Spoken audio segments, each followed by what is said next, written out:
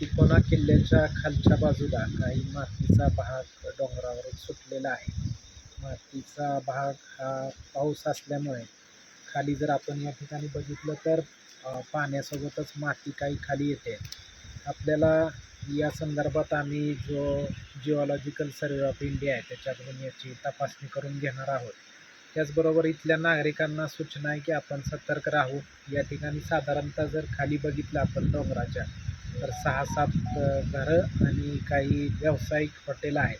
तर त्यांनाही आम्ही सतर्क राहण्याच्या सूचना दिलेल्या आहे. या ठिकाणी माझ्यासोबत पोलीस पाटील आहेत. पोलीस विभागसुद्धा सतर्क आहे.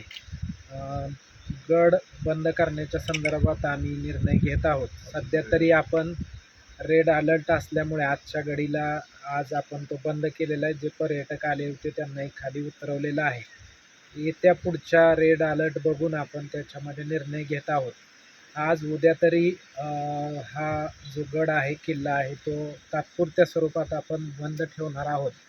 पर्यटकांचं सुरक्षितता त्याचबरोबर इथल्या स्थानिक लोकांची सुरक्षितता बघून आपण हा निर्णय घेणार आहोत. माझी सर्व नागरिकांना आणि इथल्या येणाऱ्या पर्यटकांना विनंती आहे की आपण सुरक्षेच्या दृष्टिकोनातून या ठिकाणी काळजी घ्यावी.